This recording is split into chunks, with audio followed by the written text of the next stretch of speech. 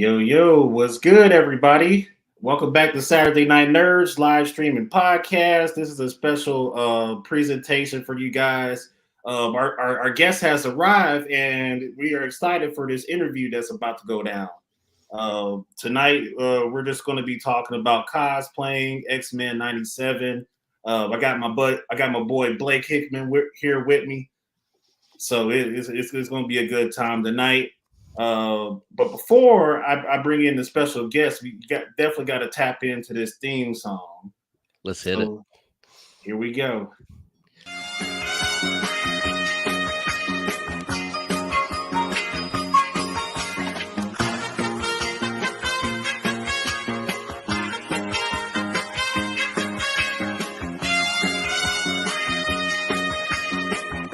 Is the best thing what? Exactly.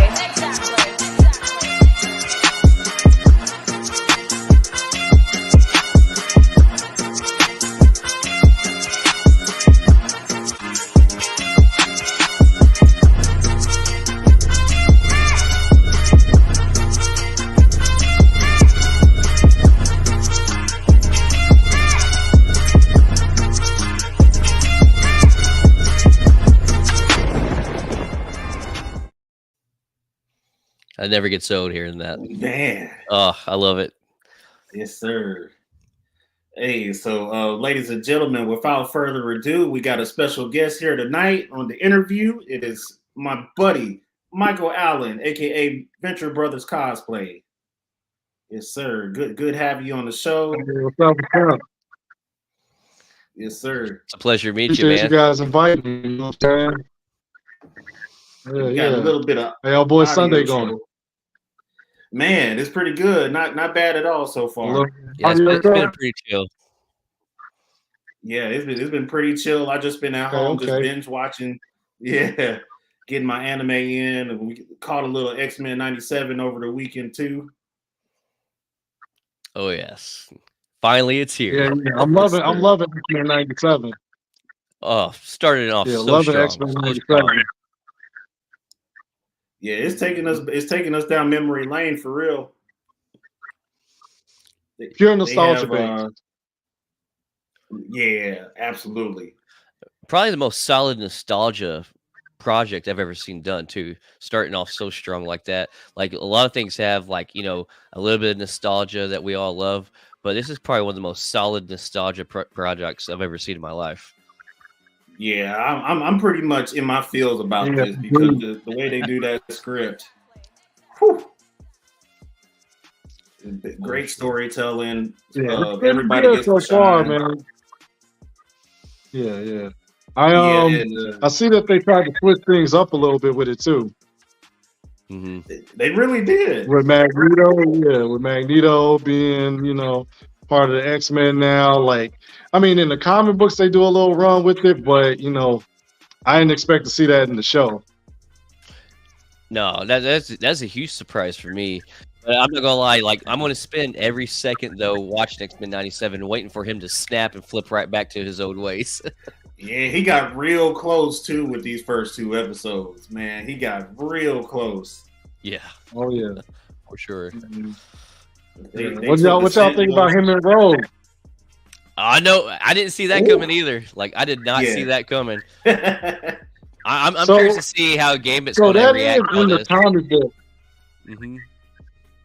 So it's two ways it happens in a comic book. Definitely not the same way it did on the show, but in X-Men Age of Apocalypse, in the alternate universe, in that comic, that series, Magneto are married. So Magneto's the leader of the X-Men in the Age of Apocalypse timeline. Mm-hmm. So they are actually married. And then in the regular, they do have a little fling when she falls out with Gambit, but her and Gambit end up getting back together and they end up getting married. So it is going by the comic, you know what I'm saying? It's just not in the same way the show's doing, but it does happen.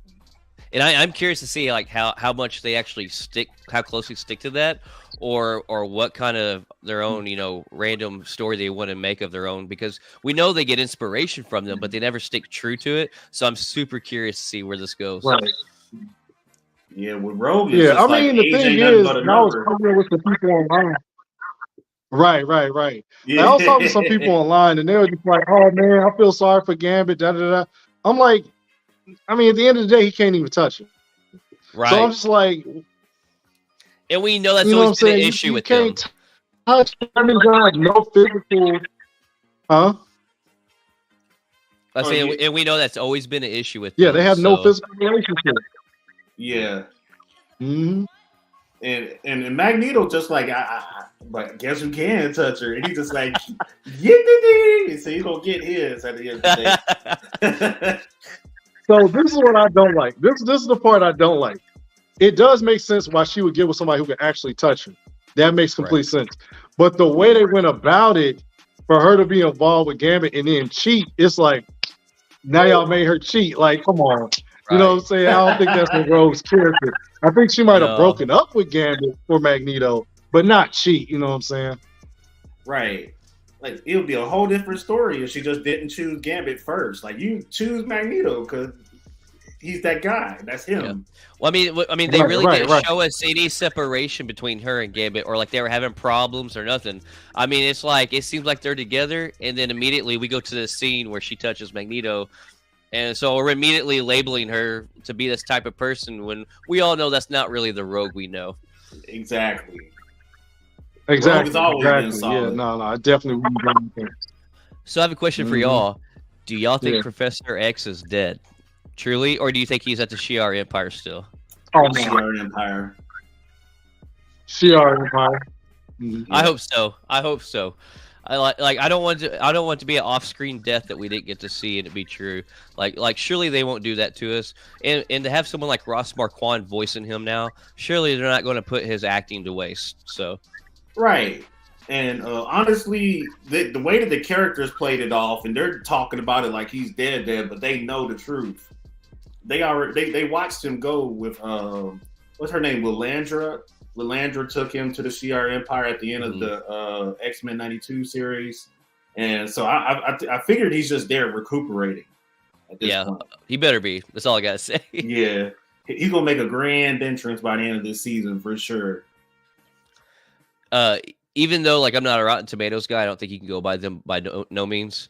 First ever Marvel production to score a 100% rating on Rotten Tomatoes. Whew. Uh-oh. There we go. Yeah, that's insane. IGN gave it like a 9 out of 10. And that's like the highest IGN score that I've seen for anything Marvel in a while too. Yeah. I think the last time I seen a 9 on something was probably Daredevil, like back when that was still running on Netflix. And I was like, damn. Right.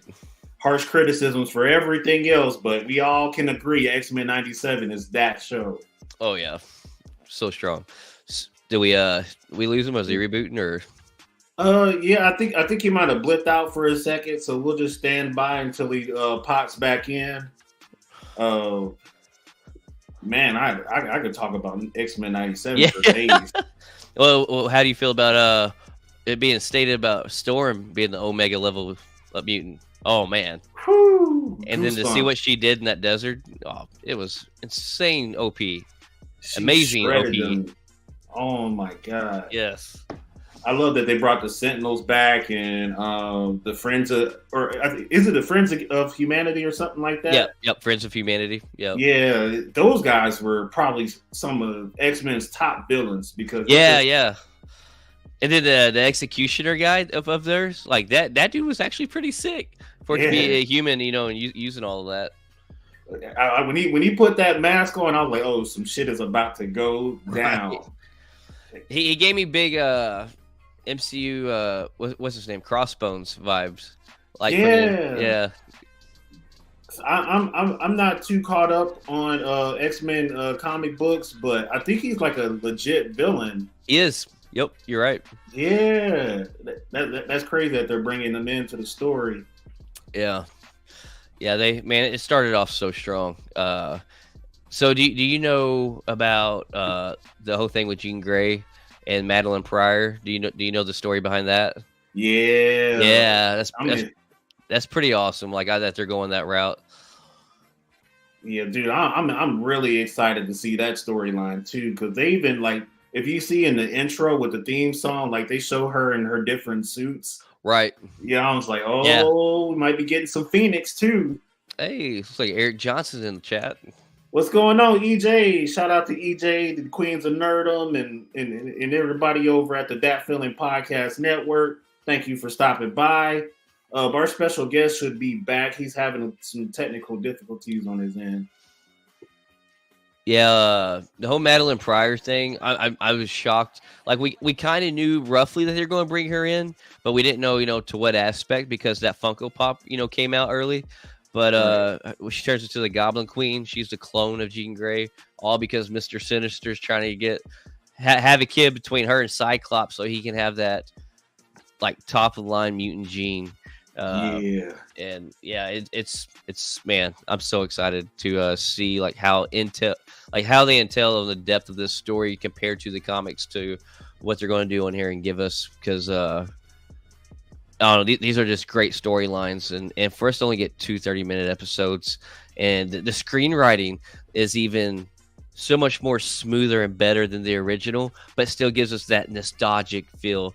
And like, I don't know, I couldn't be more happier to the way this is going and the way they've created this.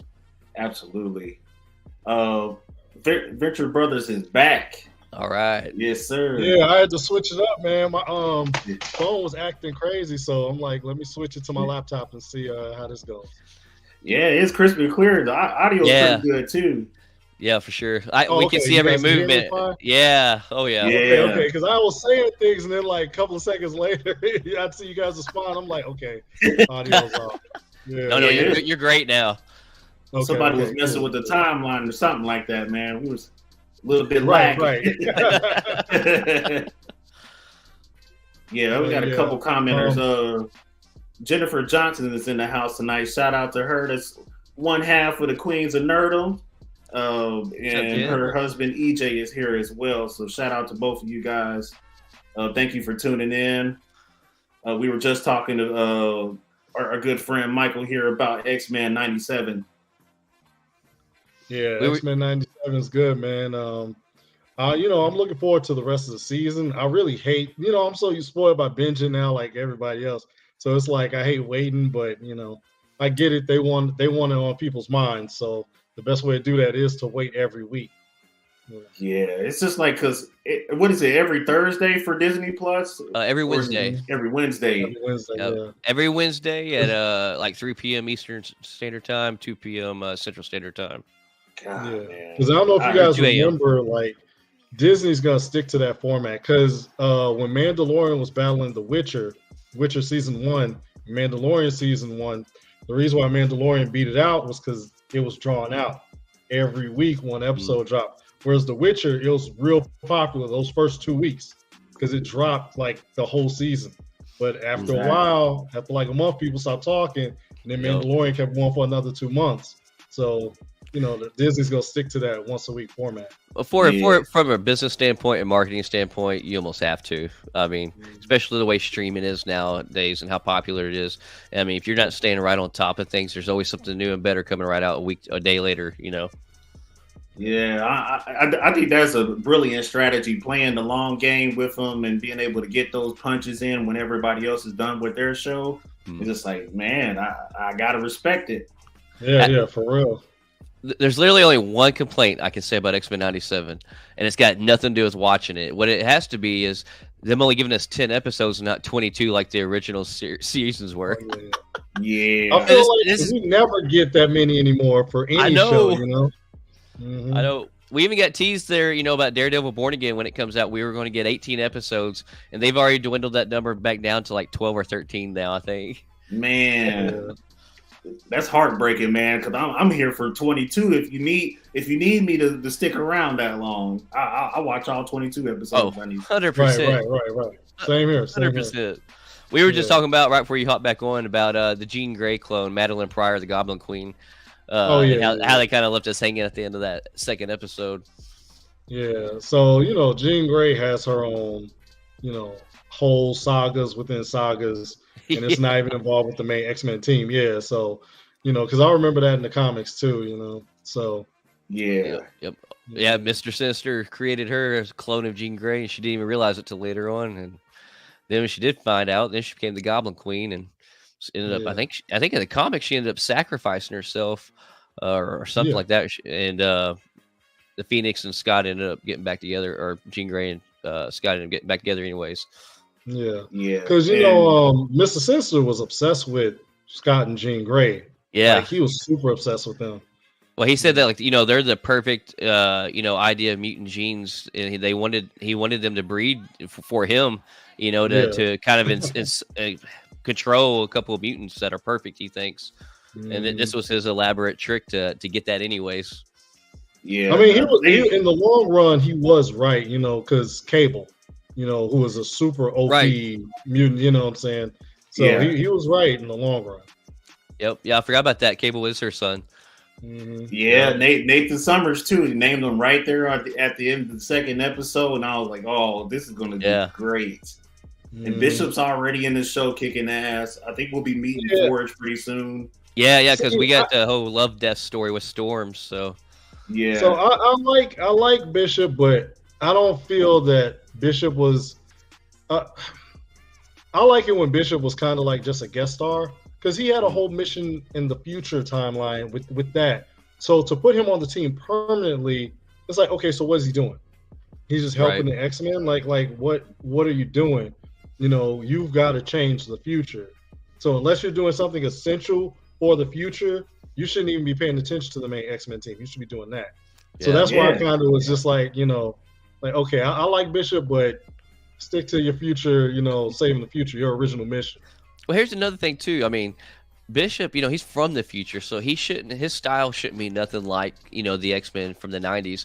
But yet they give him my man a mullet haircut like he was from the 90s. Well, this man's from the future, so why is he even like looking like your style? It's like they tried to bring that style back. Yeah. yeah. When they gave him that mullet, it was like, okay, that's different. Yeah, I don't know if anybody likes mullets. I'm not a huge fan of them. But it gives us bad news that mullets never die, I guess. Man, he said, "I'm gonna make it relevant the year 2099. Y'all can't tell me nothing about it. Nothing for real." Yeah. So I mean, and then I saw the concept art of Forge. I saw it was like a young looking Forge. So I was like, okay, I never seen that version of him look like that before. So I didn't see that. Huh. Yeah, I saw a little concept art of it. Yeah, they have a lot of Easter eggs in like the opening theme song too. Like they tease what the villains will be for this season. I think there was something in there for Shadow King too, so we might get Shadow King appearance this season. When you got Storm, you're always gonna have that tie-in with Professor X and Storm. You always have that tie-in with Shadow King. Yeah. And to be honest, I don't know. Did you guys ever watch Legion? I did. The live X-Men TV show. Legion is such a good show, and people are so sleep on it. And I always try to tell them, like, hey, check out Legion. And the Shadow King, like, I always thought the Shadow King was a badass. But when they did Legion show and showed Shadow King, he was like 10 times more powerful than I thought he was. Like, I didn't know he was on the level he was. Yeah. Like, I thought he was just like OP in the Shadow realm. I didn't realize, like, in real life, he could pretty much almost do anything too. So, I'll be honest with you. I'm one of those people that slept on it. Like when it first came out, I didn't see it. Someone told me about it. I was like, oh, okay, yeah, sure. I'll check it out. And I checked it out, and I binged it like all in one night. And I'm like, why? Huh? Oh no. So like when I did it was I didn't start watching it till like the end of the second season. Oh, okay. Yeah. But I did like all in a 24-hour setting, the 2 seasons. But when I got through watching, I'm like, why are people not talking about this? Like I know it's not a Marvel Studios like MCU deal, but like this is really good actually. Yeah, Shadow King was a great villain too. Mm-hmm. Yeah, great cast too. Who they have played him, he's a real good actor because I've seen him on a ton of stuff. But the way he portrayed the Shadow King, like I said, it gave me a whole new aspect of like why it took Professor X himself to take down Shadow King. Because I was like, okay. I was like, this dude was just, I don't see how anybody else could have really stood to him. Yeah, that was the perfect adaptation of him ever because he was so scary looking that first season when he would just like tease Legion in his dreams and it's just like, damn. They had like that creepy bald fat dude. Yeah. It was like, man, because he always, in the cartoon, he always looked scary. But then when you saw that creepy fat dude, I'm like, around a child, a baby, like that's creeping you out your whole life. You know what I'm saying? So that stuff that'll definitely. visit you in your dreams, man. For real, for real. and the little details from the show, right? So I remember they had him as a baby, and it had the little fat creepy doll that was Shadow King. And then like you see different pockets of his life, and then you see Shadow King around the corner just sitting there watching this stuff. And it was just like, man, these little details. I love when shows do stuff like that. It's like, okay, this is like they came to really show this story. They're really portraying this perfect. It kind of gave some X-Men vibes a little bit. Like it stayed true to like the spirit of what being the son of Professor X nature is, and I enjoyed it. They cast Aubrey Plaza to play. I cannot remember her character's name, but she ended up being like a body vessel for Lenny. Shadow King too. Lenny, yeah. Mm-hmm. Yeah, she was, yeah. And then he made her stay by his side pretty much the rest of the show, yeah. So I feel bad. X-Men 97, yeah. So X-Men 97, if they bring in Shadow King, yeah, I would be interested in how they could beat him without. I mean, if you got Jean Grey, that's probably the route they're going to take. But without Jean Grey or Professor X, I really don't see how they could even, contain him. Yeah, I mean, honestly, if they do bring him in, it could be one of those things where they're almost practically down to everything but defeat, just about defeated. And then this is when Xavier pops back from the Shi'ar Empire, and they kind of do something like that. That'd be kind of nice. Yeah. Yeah. You think Shadow King? Technology. Oh, go ahead. Yeah. Oh, yeah. You think Shadow King or Mr. Sinister would be the big bad for this season? See, that's the thing about X-Men. There is no one big bad. It's gonna be multiple issues. Like that's why I used to love X-Men, their rogues gallery. Because it's like they got so many big time bad guys that are trying to mess with them. It's like you got half the team getting messed up. Because if you think of the old cartoon, you'd have like I remember when Morph went evil, right? Yep. And Morph isn't a big bad for anything, but he completely messed the team up because he had Gambit thinking he could kiss Rogue. Now Gambit's in a coma. Then he was messing with Wolverine, and messing with Wolverine was trying to find him. So Wolverine goes missing, trying to find him. You know what I'm saying? Because he made his scent. I mean, he was looking like Sabretooth, and then he ended up managing to manipulate Wolverine to come and find the real Sabretooth, and then they end up fighting. So I was like, yo, that's just an example of like just little people just messing up the whole team. And then they have the overarching problem of like the Sentinels. And then Magneto's a problem too. But the one thing I did love that X-Men does is X-Men will have the bad guys fighting each other too. So you'll have like, even though Magneto's a problem or Sentinels are a problem, then you have the Sentinels going after Magneto. You know what I'm saying? It's like, okay. It's like he's balancing it out, okay. Yeah, this is total chaos right now because you're up against the Friends of Humanity too. And they've got technology that allows them to take mutant powers away permanently. Well, let's hope not. Yeah. It's not permanent. It will fuck them up for a while, but it's not permanent as we would think. Long enough. Let's just say that. Yeah.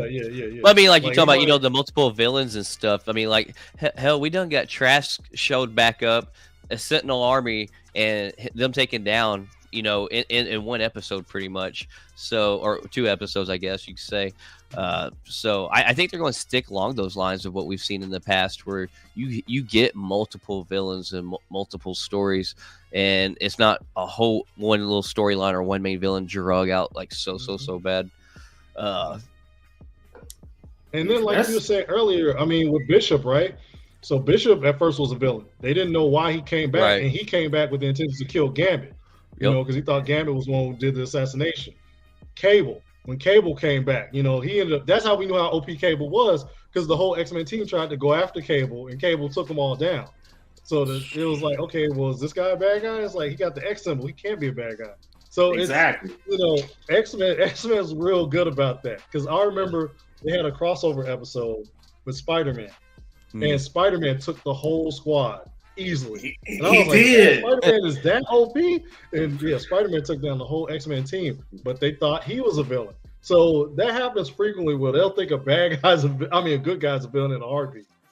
Do you think that Man. we'll get some kind of crossover again with Spider-Man? Because in that second episode, I think there's like a newspaper that flew by, and if you paused it on the newspaper, it's talking about Spider-Man's front page of newspaper. Eddie Brock wrote the the thing on it and stuff, and that was they did crossovers in the '90s with Spider-Man and X-Men, both of them on the series. So Yeah. I hope they do. Me too. mean, they might not because I don't know how the rights are with the cartoons. Mhm. But I mean, I hope they do because I mean that was always they probably will because Disney. Well, yeah. Disney. I think they own it all now. They'll probably be So. able to. Yeah. So there probably will be some type of small crossover. I doubt it's a real big one because I think they wanted to bring back the main focus to X-Men. X-Men hasn't been in the limelight for a long time. Right. So I think they want to centralize it and move away from Avengers a little bit. Mm-hmm. Exactly. Because even with the new Deadpool movie, like with the trailers, I haven't seen anything with the Avengers, but I've seen a lot of X-Men centric stuff. So I think that that's Disney's plan. Like, let's move away from the Avengers and back into the X-Men.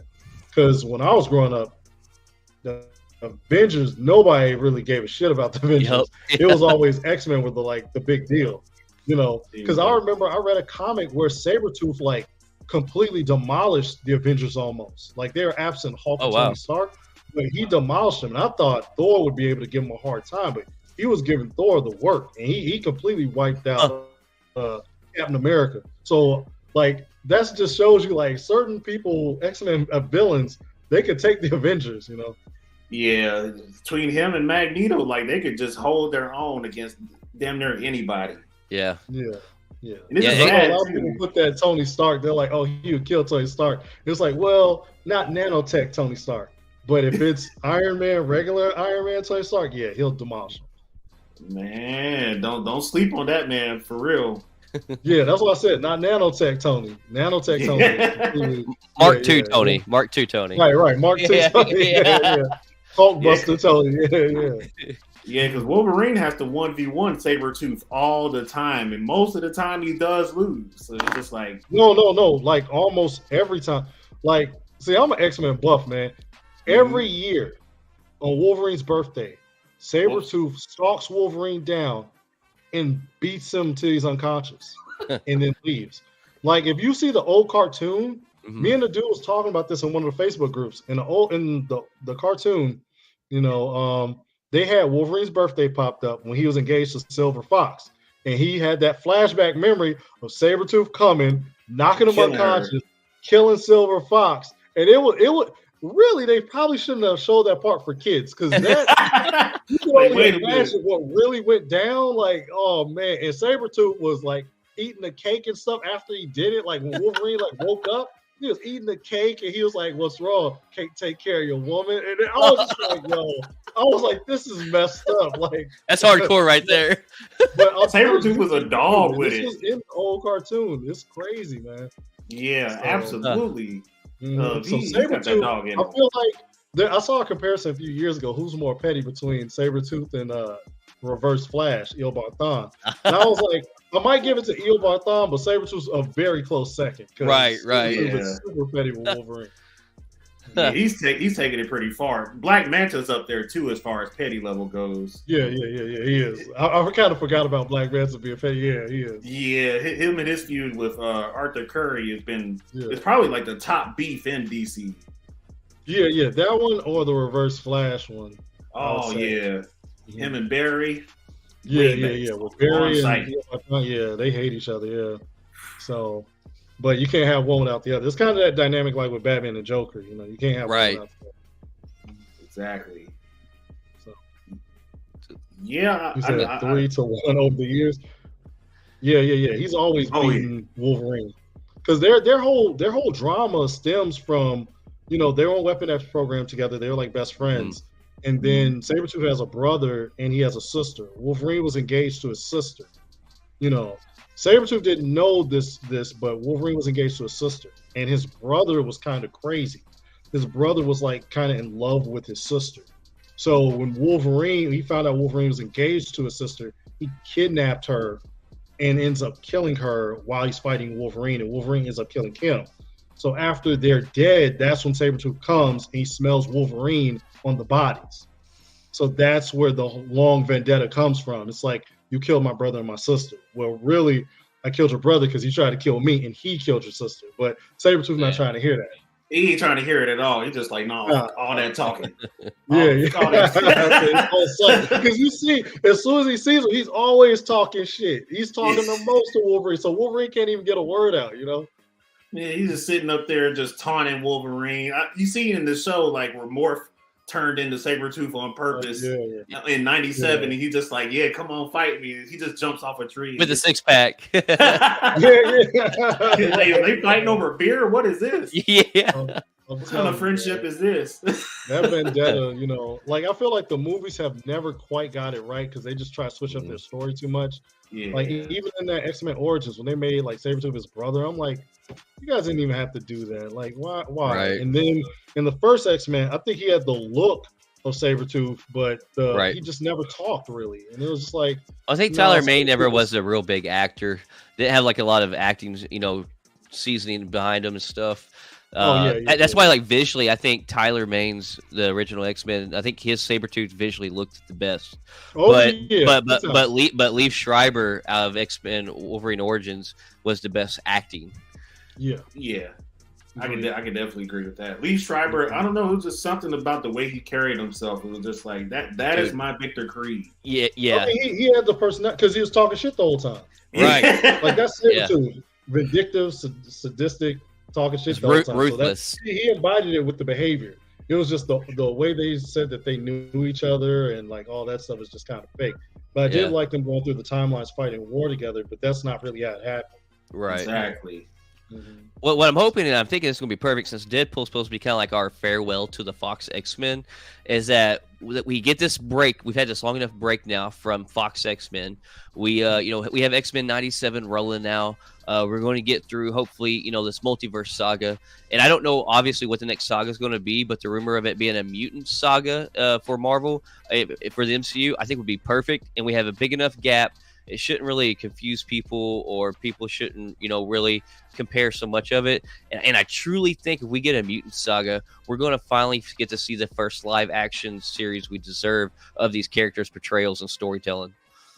Yeah, because I think, Fox, superhero movies weren't really that big back then. And so I don't think they really knew how to really go about it, like that grand design of like 10 movies leading up to something big. Right. So I don't think they really knew how to do that. But now, with Marvel, they'll know how to do it now. I don't know which direction they're going to go in because they've done several things that would allude to how they're going to do it, but then they completely gave us the bait and switch. Like in what was that, WandaVision? When they had the dude play Quicksilver in our movies, play her brother, it was just like, okay, where are we going with this? And she literally created those people, and we know that Wanda literally took all the power away from all the mutants before, like in the world. So it's like that would have been the perfect way to introduce mutants, and they didn't do anything with it. And it was just like, what? Like, why you do this bait and switch? And then in the Marvels, if you guys saw the Marvels movie, at the end, they see Monica Rambeau's daughter was in that other universe, and you see Beast. And you see, they're in the X-Men. Yeah. They're around them. So it's like, okay, are we going to go with this? Right. Is this going to be how we introduce them? So it's real hard to tell how they're going to really go about it. It is. And like when we get that, version of Beast finally at the end of the Marvels, below this lab coat, you can see the blue pants with the yellow collar at the bottom. So, it's a more of a comic accurate, X-Men, because, one thing with Fox back then is they tried to normalize their, they put them in the black leather. They were scared to be too flashy, but the MCU has shown us that you can do close to comic accurate and it not be cheesy.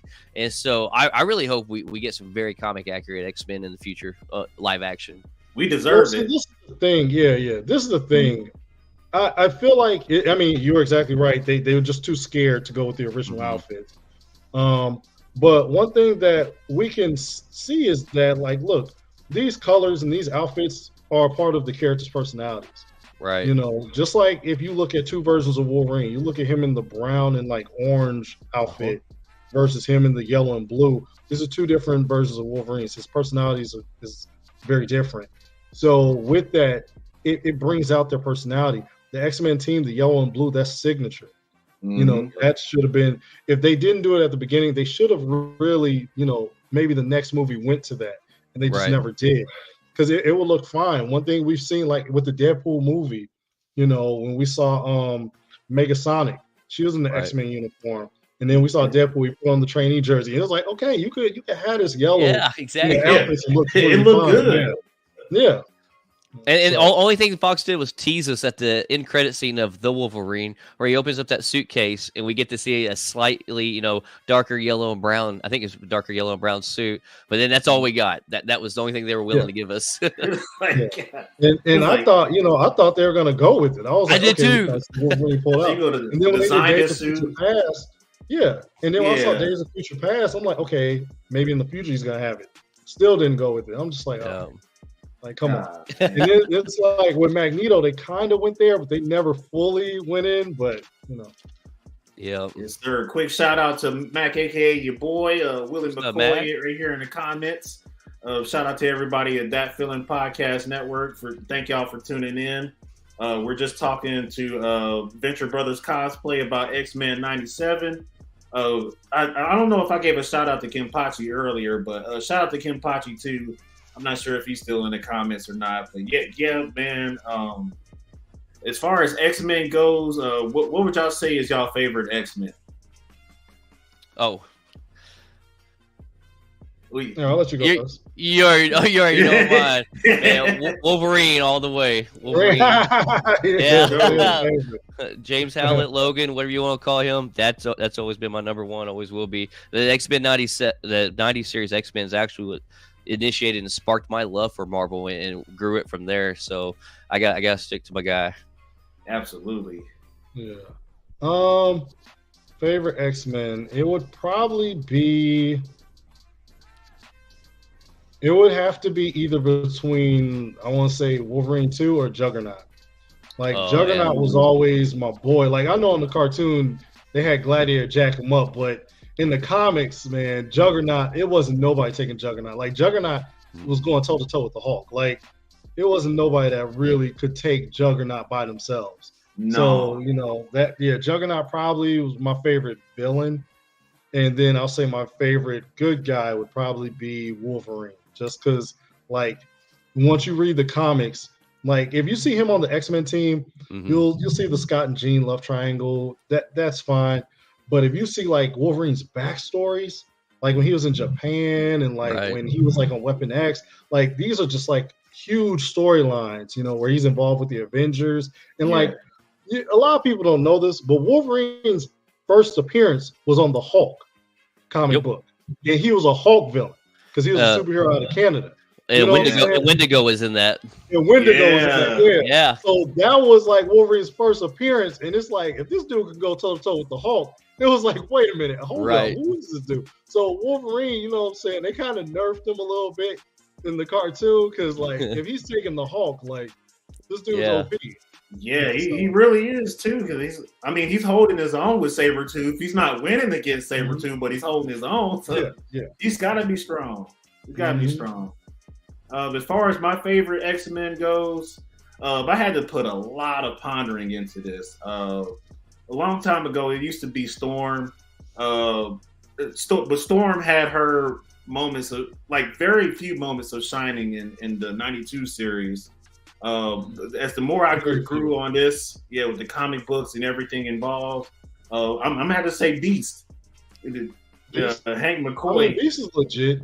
I like Age Yeah. of Apocalypse Beast better because he just has so much a crazy personality. He's more of a Wolverine type in the Age of Apocalypse storyline.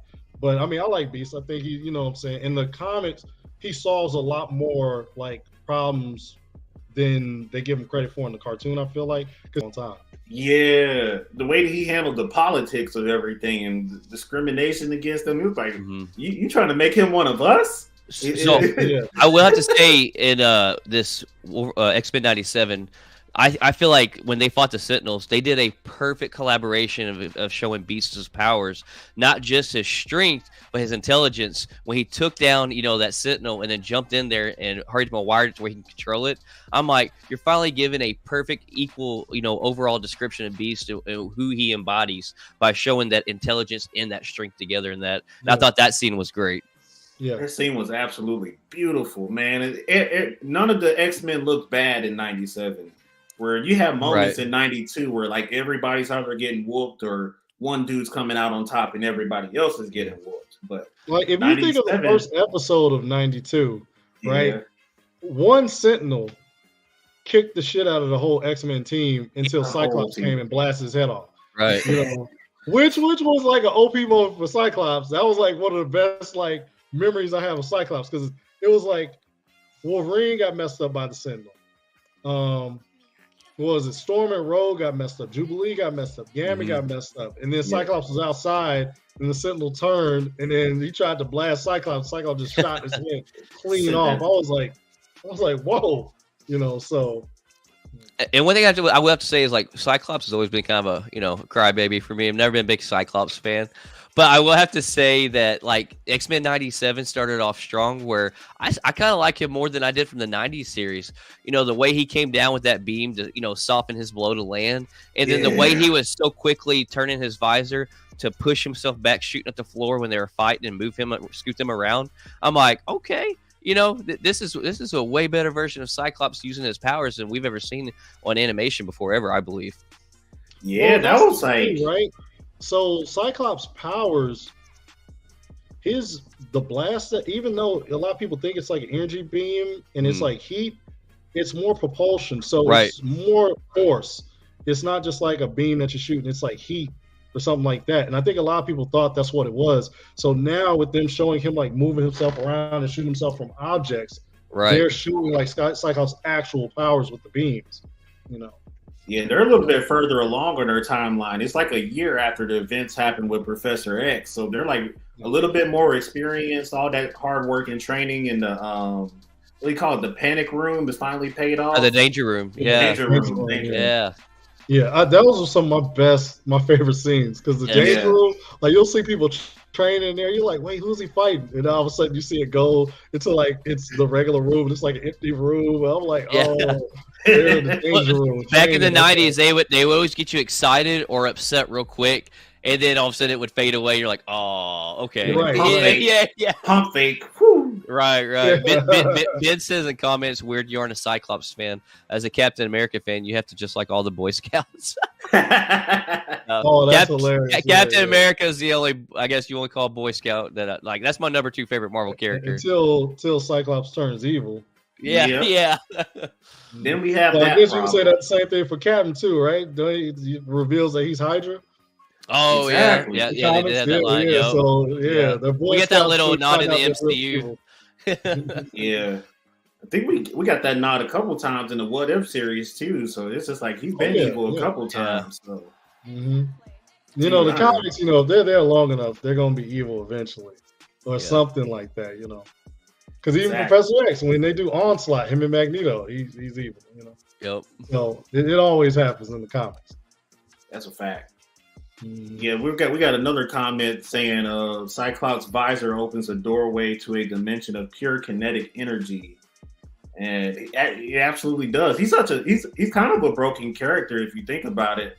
When he takes his glasses off and he has that unregulated pure concussive blast that comes out of it, like he has a wide range of damage that he can do.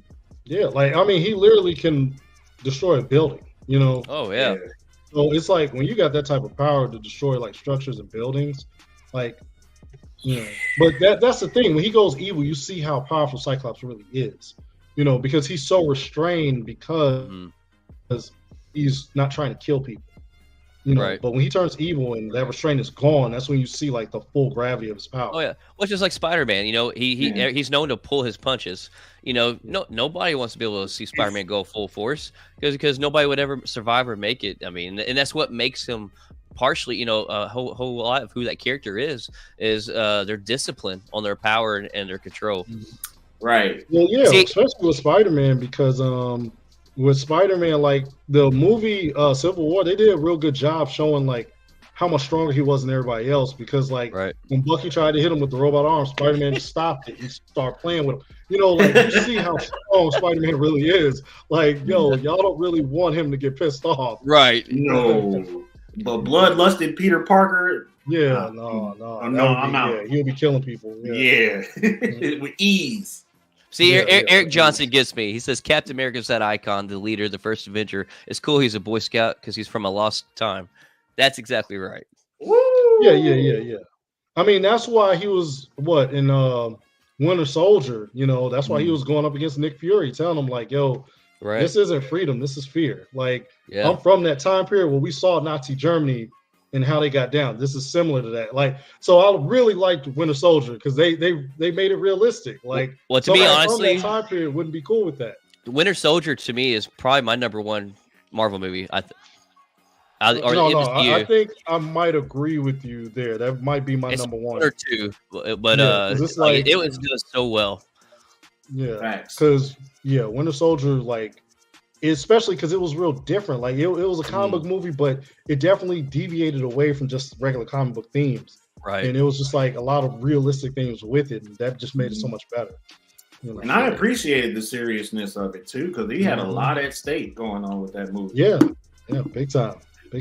And because like Civil War is one of my favorite. I'll say my top 5 would probably be Winter Soldier, would probably be number 1. Civil War would be probably number 2. Yep. Maybe Endgame number 3, Black Panther number 4, and then Thor Ragnarok number 5. Oh man, Ragnarok's so good. Ragnarok was so good. That's why 11 Thunder disappointed me so much, because it was just so much. you guys found the perfect recipe with Ragnarok, and then Yes. come out with Love and Thunder. It's just like Ragnarok so far in MCU is peak Hulk and peak Thor. Yeah, it's the same director too. Yeah, it's the same director. It's like, come on, you knew what to do, because it's like Yeah. you made Thor, like, gave him all this character growth, development, just to make him stupid again. It's just like, Right. Oh, come on, man. Thor deserved way more justice than that. Yeah. Absolutely. Agreed. Well, they didn't even do Gore right as a villain. I mean, they made him nowhere near as much power as we should have seen him do in destruction and death. Because I mean, I don't know. I think they just tried to focus on that comedy angle just a little too much. Like, they were like, okay, with Thor, we can just make Thor a comedy. You know, it's like it worked in Ragnarok, but that doesn't mean always just center focus on comedy. Yeah, I think they learned their lesson though. I don't think that will ever repeat again. They get way I too much backlash. I don't know if they have Chris Hemsworth anymore. They do. So Chris Hemsworth said, as long as wow, is it Taika? No. Taika Waititi. Yeah, Taika Waititi. Yeah. He said, long as he's not doing the next one, he'll come back as Thor, but he will not. he said that he will not do another film like Love and Thunder again as Thor. And they promised him that there will be not another Thor movie like that. And so he said, okay. He's like, I'll do Thor 5. And that was just here recently. I think he spoke on that. You got Gore the God Butcher. Because the God Butcher should have been way different. Like, that could have been a whole saga. They could have. And Christian Bale's a great actor. Christian Bale's a great actor. Yeah. And they wasted a good character and they wasted a good actor. Like, I don't like that when they get these good actors from DC and they just put them in a throwaway character spot. Just like Gore was a way bigger character. Christian Bale is a huge actor. You guys could have done so much with this character. Oh yeah. It took 3 different versions of Thor to beat him. Yeah. Exactly. So and then because I heard Henry Cavill's coming over, and they're like, oh, he's gonna be like Captain Britain. So here's the deal with Henry Cavill. Henry Cavill, as we all love, they need to give him a longevity character. I would like to see him as Doom, or something. But it's all like everything. It's like everything but officially confirmed. He's coming as a Wolverine variant, a one and done in Deadpool 3.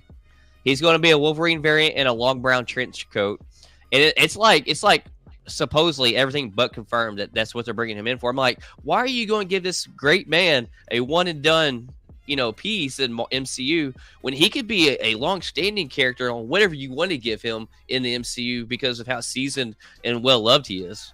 Right. So what I've heard, I've heard they got Henry Cavill coming in as one of the Wolverine variants, Keanu Reeves, Daniel Radcliffe, Carl Tom Urban. Hardy. Yeah, so I'm like, yo, there's gonna be a lot of cameos with the Wolverine variant. Yeah. Yeah. So they're gonna have real fun with that.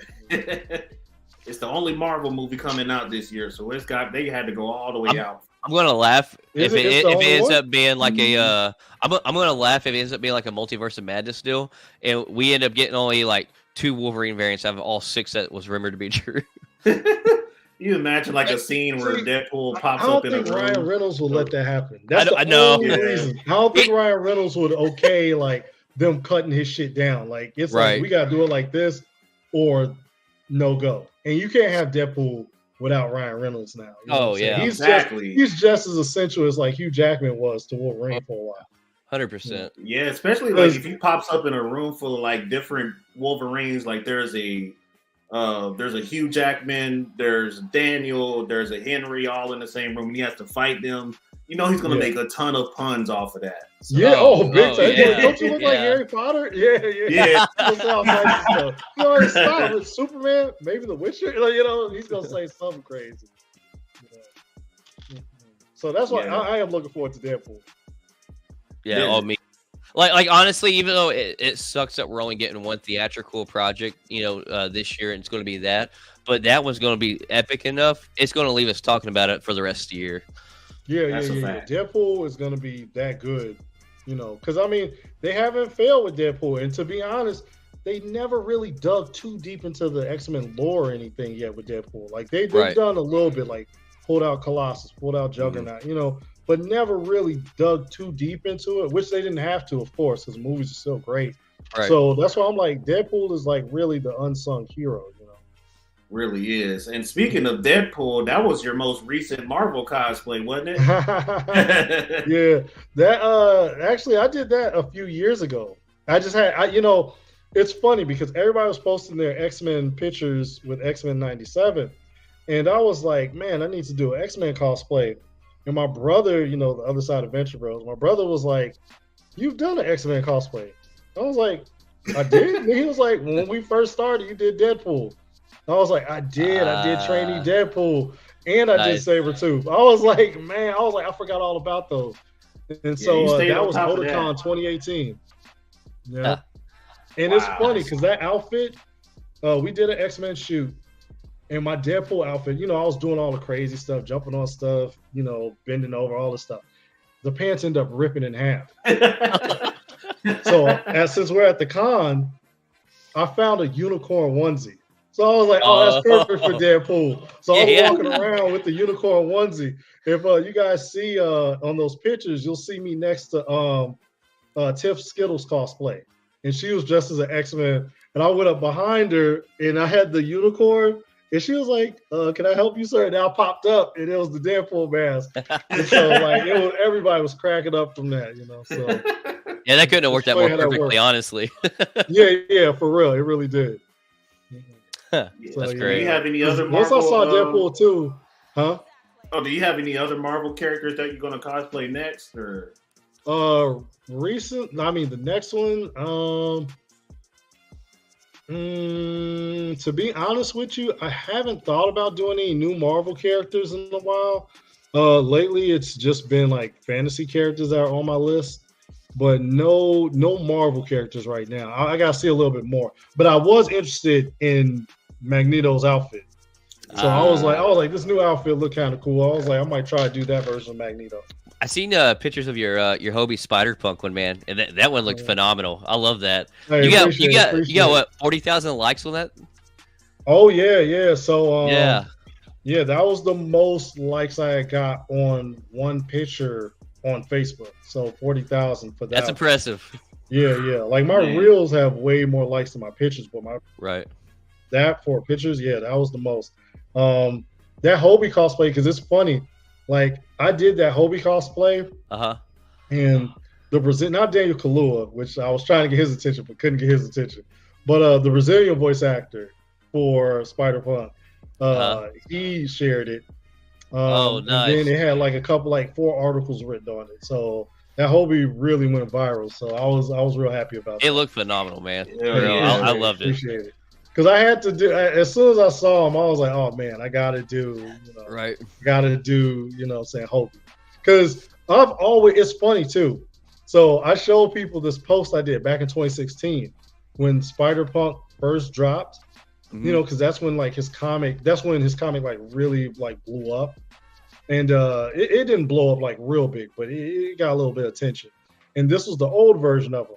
So I did a post saying like, oh, when I start cosplaying one day, because I didn't start cosplaying yet. I was like, when I start cosplaying one day, I'm going to do Spider-Punk, because he was a Black Spider-Man other than Miles. And Miles Morales was like my third cosplay. So I was like, oh, I'm definitely going to do Miles, but I definitely want to do this dude Spider-Punk. That was back in 2016. So when the movie came out, in 2023, that's when I, showed people that post like, hey, I said I was going to do Spider-Punk. So he's coming, Yeah, that's great. Spider-Punk is the truth, man. If I had to do like a Marvel character, it would definitely be from that Spider-Man universe. I've always wanted to do Prowler, especially after seeing the animated and the live action suit that Donald Glover had on. That suit looked pretty damn good. Yeah. That was cool how they threw him in there too. Yeah. I was like, dude, I don't see enough Prowler cosplays at conventions. I saw a lot of the Prowler Miles now, not the regular Prowler that we're talking about, but the one at the end of the across the Spider-Verse, the one at the end where he was standing there, looking at him. That version of the Prowler, whereas Miles, I've been seeing that one a lot because I actually was going to do that one, but I saw so many people do it. I was like, all right, I'll stick to Hope. But a lot of people are doing that one. Hopefully soon we get that full live action Prowler. That's what I'm hoping. Yeah. I don't see some kind of Spider-Man film. Like he would have to make at least an appearance, right? I mean, you can't throw Donald Glover in an animated series like that and then not give it to us later on. Yeah. He was teased as the uncle. Yeah, because they already had him in Spider-Man: Homecoming. Yeah, right. So talking about his nephew. All they would need to do is put the suit on him or something. Oh yeah. Yeah, they like the way that they designed it. They had like the top half figured out. They kind of cut out the bottom half on purpose in the movie. But he had on like some regular green pants when they filmed that shot. So it was just like damn, man, y'all didn't finish the suit. Oh, so they ain't do it at all then. I guess he was sitting down the whole time, so they're like, create the whole suit. But yeah. I'm pretty sure I don't see them not. Yeah. Especially with how hot Donald Glover is now, like with stuff. So they'll definitely, because I don't know if you guys saw that Mr. and Mrs. Smith show. It actually isn't that bad, and he got pretty yoked for that role. Yeah. He's a lot bigger. He's in great shape. Best shape I think he's ever been in, probably. Yeah, big time. And he's really killing people in that show. Really killing people. Yeah. He took down like 4 dudes. I was like, okay, he's not just like a spy. Yeah, I was leery of watching that and to see, how different it was going to be from the original movie. Because I feel like the original movie, has held its time, its own ground throughout the years as being a classic to me. And man, I loved it. Like I seriously, I hope they bring us a second season somehow and continue the storyline. But I think they did a phenomenal. Oh yeah, definitely. Yeah, the way it was written, that good. It was good. It was definitely good. My friend at the time, me and her watched it together, and at first I didn't think it was gonna be that great. Yeah. And then we watched it, and they had me dying. I was like, okay. Yeah. I was like, this show's a lot better than I thought it'd be. Yeah. For real. Because I heard that they didn't follow the movie, so that's why I was like, why wouldn't they follow the movie? That was like, right. The movie was great. But it still ended up, being good, even though they went their own route. Well, also the way they went their own route. I mean, they could give us every season could be a new, Mr. and Mrs. Smith, a new couple, and so I think that's pretty cool how they did that, because if it does make them enough money, we know which route they're going to go. They're going to keep running with it as long as they can. Yeah, they definitely. Yeah, Donald Glover is definitely one of my top actors. Loved him in Community, so him transforming into the Prowler was like a massive glow up. So yeah. Well, you knew he was gonna, because all that buzz around him being, Spider-Man, then the character Miles being created based on him. So, it was like you knew he was gonna have some involvement. I didn't necessarily think he was gonna be in the movie until I saw Homecoming and then saw him actually in it. And then I thought that was done But then to see him in Across the Spider-Verse, I was like, all right, he's still involved. So, they've been teasing us, man. We've got the third part of the trilogy is supposed to be March next year, I believe. Yeah. I think so. And it's gonna be good. It's gonna be good. Absolutely. First two back-to-back bangers. Yeah. I wonder what they're gonna do with Tom Holland's Spider-Man. Do you think they're gonna keep it going, or you think they're done? Yeah, no, I think they will. So from what I've read, and nothing's confirmed. There's a lot of rumors, but depending on who your sources come from, some sources have a pretty good track record, and one that I followed the closest so far that I've been seeing is that Miles is guaranteed to be introduced into Spider-Man 4 with Tom Holland, and so we're going to see that. Yeah, and Tom Holland's going to be there too, and then supposedly after his introduction in Spider-Man 4. Then Miles is going to end up getting a 3-movie deal of his own solo movies, and so Sony's okay with this. Maybe. Yeah. So I find it hard to believe, really. So Sony and Marvel. So Sony and Marvel was in an argument on Spider-Man 4 where Sony wanted it to be more multiversal still, and Feige wanted it to be more grounded because we want to get more of that ground level stuff with Kingpin, Daredevil, and all that. Well, they've kind of came to an agreement over the past week that they're going to do a mixture of 50-50, and so it's going to be grounded in multiversal still. But then this is going to be, I think Sony's the one that mentioned that Miles is coming into the MCU in Spider-Man 4. I think after they seen how well Madam Web did, that Sony may be realizing that, hey, maybe we can't really make this work without Feige, successfully. Yeah, because like I see what they wanted to do. Mm-hmm. It's like, okay, we want a Marvel Cinematic Universe, but centered around Spider-Man. Right. But it's like you can do that and wait for you to get to the rights to Spider-Man back, but the characters they went with and the storyline, it just doesn't work. Like, the Venom movies, for what it was, and I know a lot of people like them, but I didn't think they were that good. It was just like they were decent. They were there. Tom Hardy carried those movies, to be honest with you. Yeah. And it's just like that shouldn't have been the route that they went. If you want to do, I would have tried to go the storyline of like his parents and like the creation of the villains, but the actual villains people like. Nobody really cares too much about Morbius.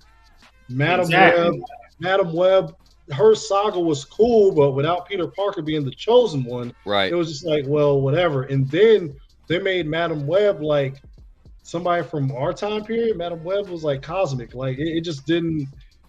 It didn't really pan out the way that they would have wanted because of the way they went about it. You you introduce like, okay, Dr. Octopus. You introduce like, okay, they already used Vulture, fine. You introduce somebody else that's real big, and then so when Spider-Man, you do get the rights back, you throw the Sinister Six at them. They would have already been established. Oh yeah, that's how you do that. But they want to go like with the Kraven movie. Like I want to be hopeful for it.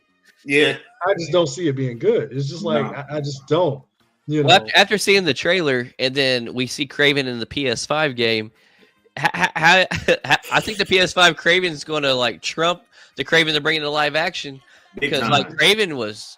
I'm not going to I like Kraven. I've never been like a huge Kraven fan, but I've appreciated him in the comics and the cartoons.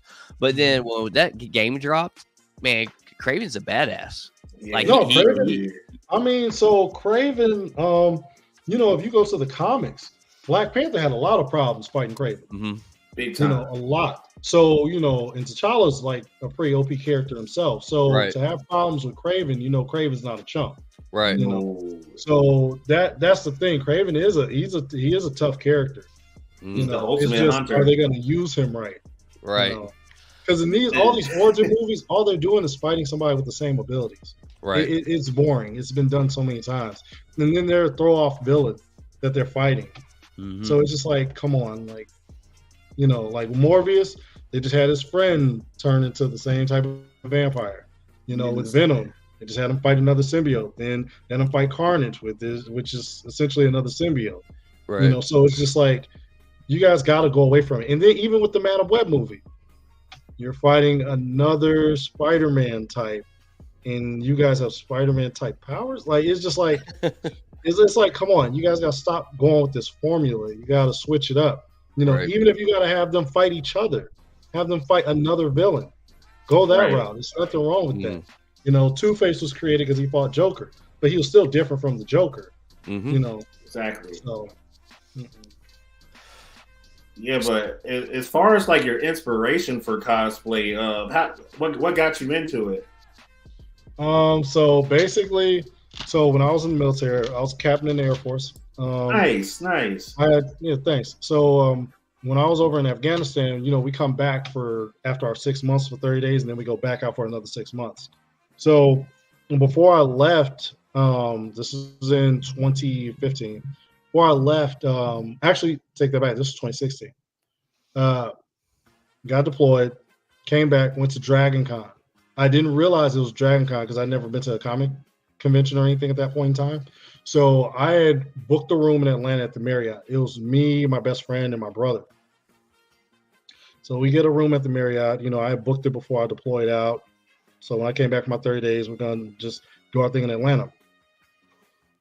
Go downstairs. Next thing I know, on the elevators, people in cosplay. And I'm looking around, and the cosplayers there were so cool because they were like, hey, because we were just in like, you know, clothes to go out to the club and stuff. Yeah. They're like, hey, have you guys ever heard of? And I was like, you're the guy from Children's Hospital? And he was like, yeah. And then there was a guy just like Fifth Element, Ruby Rod. And he was like, have you heard of? I was like, Ruby Rod, Fifth Element. And then he was like, wait, are you guys here for Dragon Con? I was like, what is Dragon Con? And that's like, you got to come to the bar with us. So if you've ever been to Dragon Con, you know, that's a big party convention. You know, Yeah. so I've never been, but I heard that it's amazing. oh Yeah. man, yeah, totally. So, and this is like pretty late. This is like 1 a.m. So we go down, it's packed, full of cosplayers. Like Dragon Con has tons of cosplayers there. So they take us to the bar with them. It's, man, I'm drinking with Xena. I'm drinking with Sailor Moon. It's like nothing but cosplayers. So I'm like, man, this is crazy. And you know, some of the cosplayers there were all the way from England and stuff like that. And I was just like, you guys come on, we got a country for this convention? They're like, yeah. I'm like, man, I never even heard of this. So me and my brother, after seeing that, we're like, look, man, let's get into this cosplay thing. Let's try it out, you know. And so he cosplayed before me. So I was like, look, I'll create a page for us and everything. Since you started cosplaying, we could, you know, do the brother thing. So what are we gonna do for names? And he was like, oh, we can go with Venture Bros, because that was one of our favorite shows growing up. So I was like, Venture Bros would be perfect. So that's when we came up with the name Venture Bros, and I created the pages. The thing is, my brother got accepted into a grad school program.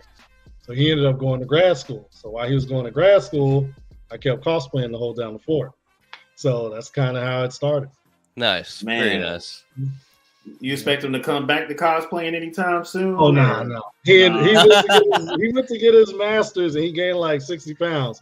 So he was like, nah, man, unless I lose this weight, I ain't cosplaying. I'm like, oh. Man. Because if you see when I first started cosplaying, like now I've lost about 70 pounds. Because when I first started cosplaying, I was 305. Man. Yes, I seen your weight loss journey on your Instagram. That's impressive, man. Like, yeah, you look great. You do. Hey, appreciate it. He went hard in that Mario cosplay. Oh yeah, man. Mario, that's one of my favorites, man. It took me a long time to cosplay Mario because people had been asking me, like my following had been asking me for years. But I just I never got around to it because I always wanted to, and Mario has always been one of my favorite characters. Literally, that was my first video game. So I just had never gotten around to doing it. And Papa Bear cosplay out of Chicago, you know, he's one of the real big cosplayers in Chicago.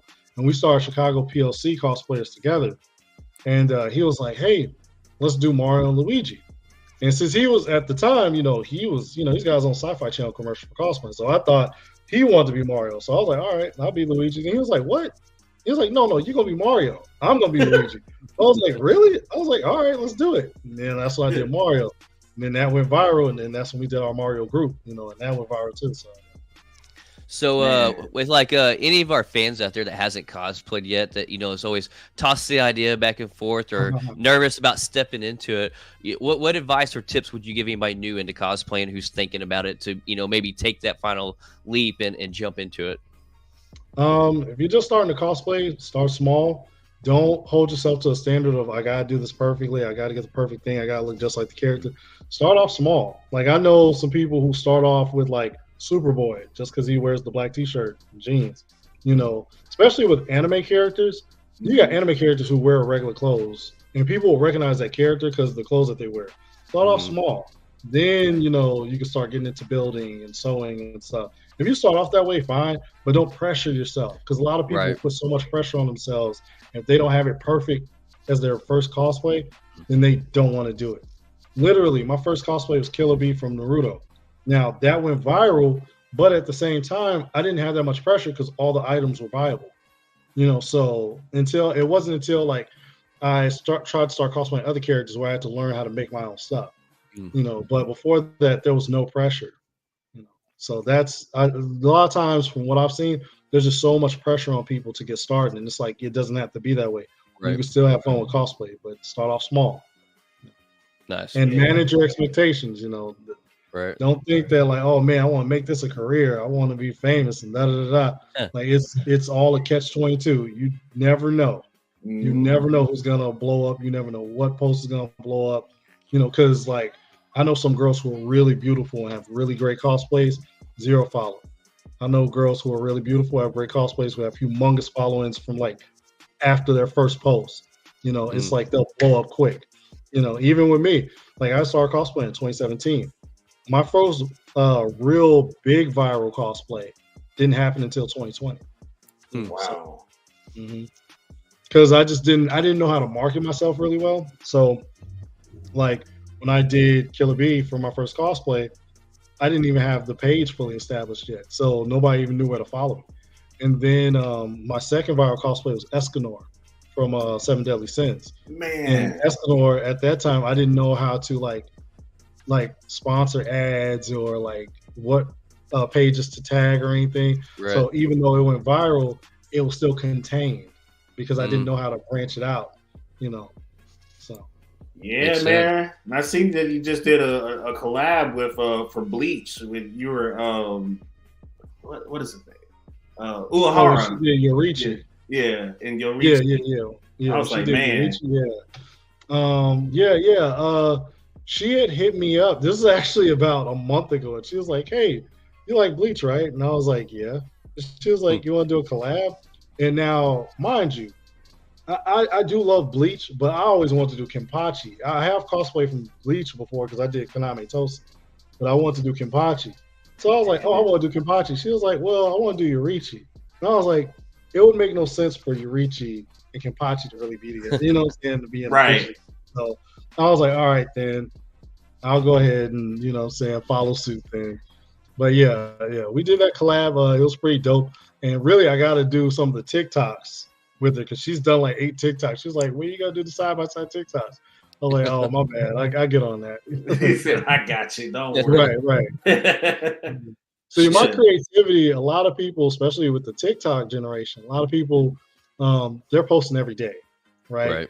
So with my creativity doesn't automatically activate every single day. I have to be in the mood for my creativity to start popping off. So I'm not necessarily doing cosplay every day. Whereas some people, with TikTok, they want you posting 4 videos a day. So they're doing that, So what's your dream cosplay that you've not done yet that is like the ultimate goal of what you would love to do? Dream cosplay. That's a tough one because a lot of cosplays I want to do, I knock out. But I guess if I could choose any cosplay, I'd want to try to maybe do a Gundam. Okay. But I wouldn't want like a small Gundam. I want to be in a Gundam where I could like place myself inside. Right. Wow. I've seen one. Stilts and stuff. Yeah, like I've seen one. I mean, it was like maybe 10, 12 feet tall. And it was when I was at an anime expo. Yeah, man. I saw a Gundam and I saw a guy do Megatron. And the guy who did the Gundam, his like opened up. And it was like, he was able to step out of it and stuff and then step back in and sit down. That's pretty sick. I was like, that's the type of one I would want, Yeah. So that's probably the dream cosplay I'd want to do, but I need a lot of space to build it. Oh yeah. Imagine storing that thing. I mean, just so it don't get damaged or anything. Park it in the front yard. Yeah, and I've seen like people, like, I think it's Evil Twin cosplay. She and her sister, like they have giant, humongous cosplays, and I'm like, where do they even put him? Because Man. they did Reinhardt from Overwatch, and that's a huge. That's like a Gundam. So, and they won first place at Dragon Con. Maybe this is 2018. And I was just like, where are they putting this? You know what I'm saying? Like, where does this go? Like, you don't want to get rained on, so I know you're putting it inside somewhere. I almost need a covered trailer just to haul it to and forth. I mean, really, like they showed, they had it broken down because they recorded it and they fast forward and they showed the video, then putting it together. So it's just like so many pieces and parts. It's just like, man. Yeah, you have to buy a warehouse just to store it. really. You either, or you after you wear it and compete with it, you sell it. Right. Yeah. Mm-hmm. Which would be a nightmare to try to ship off, Oh God. Yeah. Like pick up only. right. You can come get this. I'm not. Mm-hmm. For sure. Yeah, Blake is kind of into cosplay a little bit too. Yeah. I've recently gotten into it. Probably in the past, I say 4 years. Okay. I've got 3 different Captain America cosplays from the MCU. Okay. I got 3 different ones of that. I do President Loki. Got that. Okay. Have a wig. I got look like Do what? Yeah. All right. So like, I don't see it, but I actually like. When it was real popular on the doppelganger thing on Facebook, everybody's like, "You actually kind of look like Tom Hiddleston." And then I see it. Like as soon as you said that, at first I wasn't thinking. I was just like, "Man, he looks familiar." And then you said that, and I was like, "Oh, that's why you look familiar." I was like, "That's perfect, man." Perfect. It's so weird that everybody says that. I just don't see it, but man, it's one of my favorite cosplays, and I'm a huge Loki fan, Loki fan. And then I've done a like Jim Carrey style version of the Grinch. I love prosthetics and makeup. Oh, okay, yeah. And then I've done Star-Lord, and that's the ones I've done so far. So okay, yeah, because I've done President Loki. I did the regular Loki too, and yeah. Loki's one of my favorites. Yeah, and it's to me, it's one of the best Disney Plus series that's been done as well. Oh my God, so good. Yeah, next time we do a convention, we definitely got to do the God of Stories Loki. Yeah. Oh yeah, God of Stories. Man. Yep. Yeah. I need to bust out the 3D printers and get some stuff rolling for the next one. It'll be here before we know it. What's your next con that you're going to be at? So let's see. As far as guesting cons, I'm guesting at. I got 2 in April. I've got Color and Comics Con, that's in Boston. Okay. I'm guessing that. And then I got Urban Nerd Con, which is in Atlanta. Oh, nice. Oh, nice. Yeah, those are both at the end of April. I've got you got what? I got to expand my con visiting. Only cons I've been to has been Fan Expo. So it's been like St. Louis and Chicago. So. Okay, yeah. No, I hadn't been to that one, but they asked me to be a guest at that one. It was right when I moved away from Chicago, so I couldn't do it. It's fun, man. It's usually a great one. It is a good time for sure. And I know you got a whole bunch of like local conventions there in H-Town. Yeah. Like in May, there's like 3 in May. Yeah. Wow. So yeah, it's quite a few. Let me think. Like I got Nostalgia Con, that's here, and what else? Well, I got a couple in Dallas too. Like I got Komochi Con, that's going to be in Dallas. That's in May too. And we have to make a trip down there, Deante. Facts. Yeah. Y'all want to go to Komochi Con, man? That's like Exotica, but for cosplayers. Like that's really what it is, man. Like last year when I was a guest there, because I'm returning as a guest, but last year when I was a guest there, I was the only guy. Huh. Mm-hmm. Wow. The girls, they were like, man, they went all the way out. Money. Well, because like my table, it just had a couple people, whatever. But some of the girls that were cosplaying, especially the ones that are sex workers, they were just, man, their lines were super long. And one of the girls, she was, I won't disclose which because I'm about to say the amounts that she was making, but to sit on the guy and his people take a picture, or for them, the guy to Indian style, wedding carry her, that was $100. When I tell you that her line was packed Friday through Sunday, I was like, man, she's made at least like $6,000. Oh wow. Jeez. Yeah, like because her line was packed the entire weekend.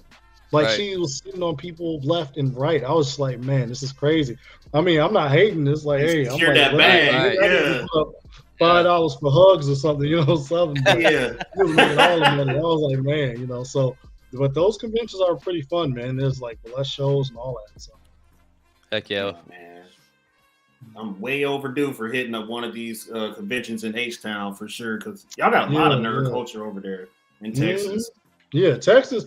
I never knew, because in Chicago, I only guessed it at 1 or 2 cons. I guessed that.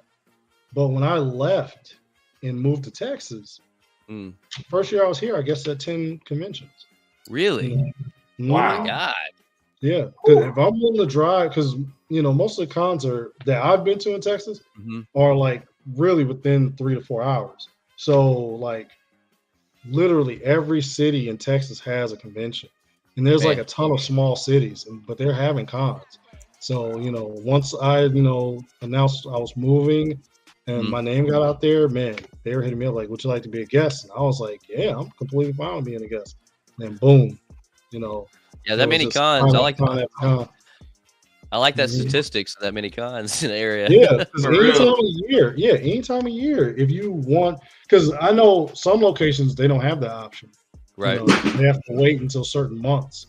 But here in Texas, pretty much any time of year, it'll be one. If not the week you're there, maybe the following week or the week after. Right. But at least twice a month. Man. Yeah, me and my girlfriend Deante has been talking about making a trip to Texas anyways. We may just have to plan it around one of these conventions for real. Yeah. I mean, you guys go to DreamCon. Yeah, you said when is that? What month? DreamCon's in July. End of July. Oh, okay. Man, real close to my birthday too. So yeah, it's at the end of July. When's your birthday? July 2nd. Okay. So yeah, it's on the later half. Oh man. I guess we can still have an excuse to celebrate. Jess's birthday is July 23rd. So yeah, that's right. Jess's birthday is 23rd. Okay. Yeah. Dude, and so DreamCon, that's a pretty good one, because last year I was a guest there 2 years ago. When I was a guest there, it was only 6,000 people. But now, last year when I went, it was 22,000. Oh wow. So they jumped. Yeah, they jumped quite significantly. I think that one in Nashville, Deante, that you went to, I think that attendance is around 20,000 roughly. The ICC. Which one was in ICC? Oh, okay. Yeah. It's like a Star Wars like primary convention, but they had like a lot of Marvel guests that pulled up too. Okay. So that was pretty awesome. Okay. Yeah, they started up in 2018, and they're already at around 20,000 attendees now. Oh, okay. Yeah, like I haven't been to Star Wars Celebration yet. Oh, I want to do that so bad, man. Like I missed the one in Chicago. I had just started cosplaying around that time, so I did. I think the next one is in Paris, maybe, or no, Japan. I think. Yeah, Japan. I missed that one, and I missed the Star Trek one. Yeah. Damn, man. They do it as such out of reach places for most people. So because you see, there's such a worldwide phenomenon. Yeah. So they have the option of going to London and doing it, or going to Japan. Because it's just everybody and everywhere in the world watches it, loves it. So and finally, that world is finally growing and building again, left and right. So yeah. So I think in June 4th we get the Alkalite that comes out. So Alkalite. Yeah. The trailer looked pretty interesting. Like I didn't know anything about that specific storyline.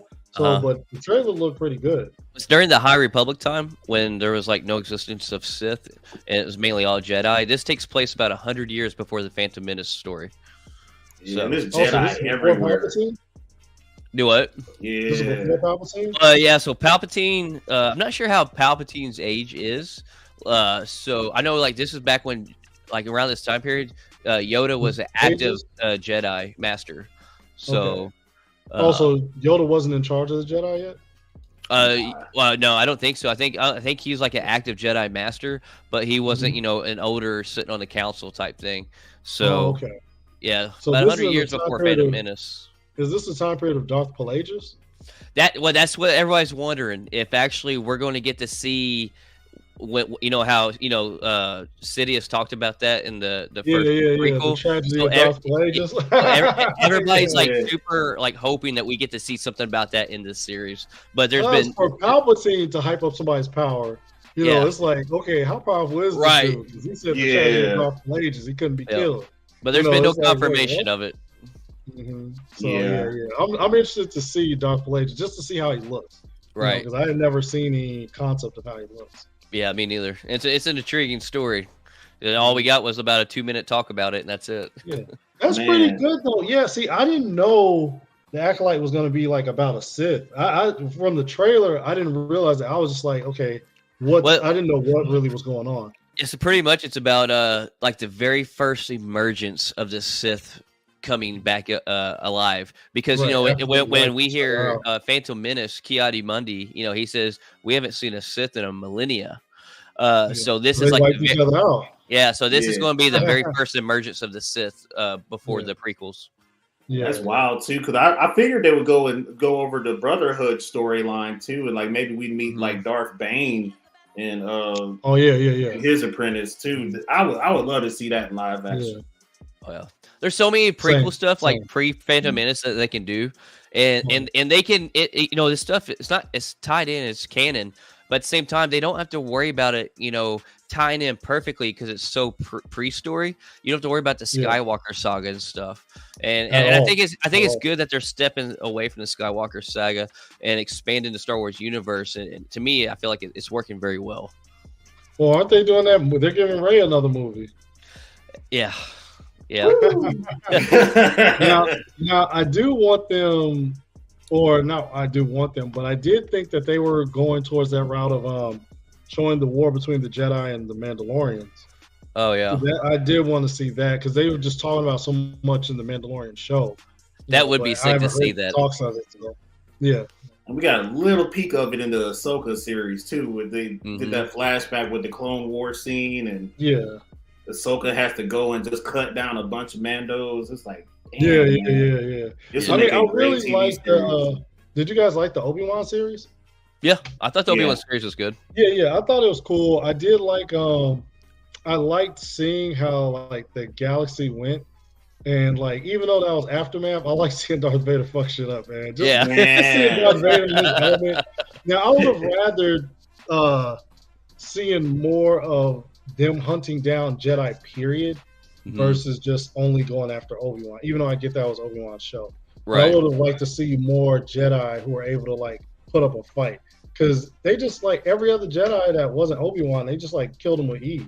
Exactly. Oh, yeah. I'm like, come on. Man. We know that they didn't go down that easy. Yeah. Yeah. We know for a fact Right. Jedi ain't that easy to just kill real quick. Otherwise, they wouldn't have Yeah. had such a long run of ruling with not worrying about anything if they were that easy to take down. Yeah. Unless they send Especially Vader by personally. non-Sith. Yeah. Like, if it was Sith Lords that were hunting them, I kind of get it. But the Inquisitors, like, you guys are like knockoff Sith. You guys aren't Sith. The Jedi could take an Inquisitor. So it was just like, when they had those Inquisitors just kick his ass real quick, I was like, okay. Yeah. I'm just waiting and ready for the Cal Kestis live action story to come to screen, because the game storytelling is phenomenal. Yeah. That's going to be crazy. Yeah. That's going to be crazy. You think they're going to keep the same actor? Yeah. Supposedly, like, it works. I mean, I like him as an actor, so I thought he was a Really very good underrated Joker. Oh yeah. Yeah. A lot of people don't realize he played Joker in that The Gotham series. he was a really good Joker. He's a great actor. Because I remember him all the way from Shameless. Oh yeah, that's why I first seen it. Shameless. Not Ian Gallagher, was it? Yeah, I think it was Ian Gallagher. Yeah. Yeah. He was Ian, because the older brother was Lib. Yep. Yeah. So yeah. But because Shameless is in Chicago, so everybody in Chicago watch Shameless. Right. Even visit the house. Right. Yeah. So Shameless was where it's at, man. Yeah, we won't hold you up for too long. We got maybe a couple questions from the audience. Anybody tuning in, if you got anything for Venture Brothers that you need to ask them, go right ahead. We're just gonna keep on vibing and keep on nerding out with them. So right. yeah, I was telling a friend of mine, honestly, she was like, "What type of nerd stuff you into?" I was like, "I'm into all nerd stuff." So literally, you put a topic out there, I could talk something about it. Yeah, because we've been sharing your memes in our Facebook group for a while too. It's just like, oh, the Venture Bros cosplay sounds very familiar. Yeah. From the Facebook page. Yeah, because Yeah. the Facebook page, my content's a lot different from the Instagram. I mean, the Instagram's starting to get there a little bit, but Facebook, I've been posting memes on there for years. Like that was one of the first things I started out, and my friends were like, tell my friends that are cosplayers, they were like, "Oh, you want to make sure your page is just about you and cosplay. That's it. Stop posting this, stop posting that." And I was like, this should be my own space. Yeah. Like, I can post what I want, Whose page is this? With it. Yeah, exactly. So I just kept with it, and like the memes, just like when I talk about viral numbers, I don't bring up the memes and stuff because those numbers are vastly different. If I brought up the memes, like we're talking like hundreds of thousands of likes on like one post. Like, man, it's crazy, the numbers. So it's very different. What's your favorite cosplay experience ever? Like, out of all the times you've cosplayed, like whether it be the most memorable, most fun you had, what would be that experience you've had and where? It probably would have to be when the most fun experience probably have to be when I went to St. Jude's Children's Hospital and I cosplayed Spider-Man. Because we a lot of the terminal kids, we went around them and I was a Spider-Man to just like see them light up. It made me feel like, okay, this is worth it. Right. Sometimes as an adult, you're like, man, cosplay is something I should be doing, maybe not. And when I see stuff like that, I'm like, okay, it's for a good purpose too. Right. It's not just my enjoyment. Yeah, salute to that, man. Yeah, sure. So, that's one of the reasons. Yeah. What'd you say? It's a sense of fulfillment. Yeah. Exactly. Yep. So that'd probably be my favorite cosplay moment. Nice. Heck yeah. Yeah. Go ahead. Yeah, if I could make a list of characters that I do and then just go around and like do stuff for the community and like maybe even visit more children's hospitals, I'd definitely roll with like a Prowler suit for the kids that like the villains. There's a huge fan base for Miles Morales that I could do. Big time. There was one. Like Miles, the way he jumped up from Into the Spider-Verse and across, I feel like he's probably on the same level as Peter Parker now. Oh, 100%. Yeah, he is. Because before that, I wouldn't have said it, but when they did Into the Spider-Verse, then the game, and stuff like that, it's just like he's just like booming. Oh yeah. Well, my son right now, hands down, will tell you he'll pick Miles any day over Peter Parker. Man. I'm an OG Spidey fan. I'm an OG Peter fan, Yeah. Like Peter is always my favorite, But Miles just grew on me so much. Heck yeah, and it's such an easy cosplay. You just get unless you want to go all out and do like the different designs, like the PS game did for the suits. You can have your own Miles suit, and it's just like a onesie basically. You go in and go to and compete at different conventions. So. Yeah. Like, I mean, if you compete, I don't know how well it'll go doing the Spider-Man cosplay, but like there's always tons of Spider-Mans too. So if you like, ever since I started cosplaying, doing a multiverse Spider-Man cosplay group has always been super easy for people because when I first did Miles, I was at MegaCon in Florida, and literally I was there by myself. Well, I was there with a couple friends of mine, but I was the only one in cosplay. And just walking around, you see all the different Spider-Mans, and then we all came together, and you see all these different versions. Like I was Miles. We had regular Peter. We had Crimson Spider-Man. We had all of them. My first cosplay was actually, I forgot about this. My first time I ever did it, and it's kind of like you were talking about when you gave advice a while ago about just easing into it, not just something overcomplicated or whatever. It was a last minute deal. A friend was like, "Hey, come cosplay with me." It's my first time ever attending the con, and I did Peter B. Parker from Into the Spider-Verse, and I threw on a Spider-Man suit, threw on a Converse sweatpants and a green jacket, and that's what I went. That was my first time ever what I did. Yeah, I mean, those count too. Those count, you know, and that's that's still quality if you're doing all the pieces correctly. Hey, you know, because I did like his addition. I think he's a good addition. I like how they switched him up, you know, and then they gave him a daughter. Because I had never seen MJ having a kid before, so them having the daughter, him still being with MJ, I was like, oh, okay, this is cool that they went that route with him, right? You know, because after the first one, I thought it was done. You know, I was like, yeah, he ain't never getting back with MJ. Yeah. So, to see that they're back together and they have a kid, I was like, oh man, okay, he's been working. Yeah, he's in his 30s now. Got that little dad belly pushing out a little bit. You know what I'm saying? He's living his best life. When I cosplayed, there was more. I could relate to him a little bit more than I'd like to say I could. Is why I posted. Yeah, ain't no shame in my that's game. cool. That's a perfect example of like just a simple cosplay to do starting out. You know, and then it's fun. You know, it's a fun one, and people will recognize it too. Oh yeah. For sure. Have you ever took interest in becoming like a Mandalorian? So I did Moff Gideon before. Nice. Oh yeah. So when I first saw, actually, I did do a variation of Mando. I did a weightlifting Mando for a meme I redid because I got my niece Baby Yoda. So when I got my niece Baby Yoda, I was like, okay, before I give it to her, let me just do this meme. So it was a dude. He had like a brown tank top, and he had the Mandalorian mask in the meme, and he had it was an art meme. So he had the Mando mask, and he had a weight, and he was like, "This is the weight." And then had Baby Yoda holding up a shake. He was like, "This is the way." You know. So I was like, oh, I gotta recreate that. So that's great. That is great. Speaking of that, was the one time I did Mando. Correct me if I'm wrong, but you were the Midwest Open winner in 2019 powerlifting? Oh, yeah. So remember I told you when I first started cosplaying, I was 305 pounds. So when I competed in the Midwest Open, I was like 265. So, I competed for the first time. I was in two divisions. I was in the amateur and I was in APF. So amateur for powerlifting, you get drug tested. For APF, though, you don't necessarily get drug tested at all. So now in the non-drug tested, I actually got third place. But for the drug tested event, I actually got first in the Midwest Open. Nice. So I That's impressive. Yeah. Let me think. So let's see, with American specs, so I deadlift.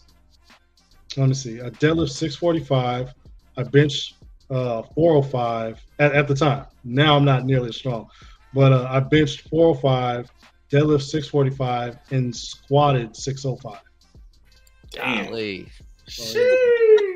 Yeah, man. I was a beast. That's why if you see those side by sides, you'll see I was like, man, it was like the Hulk and then Bruce Banner, you know. Put you in literally any cosplay you want.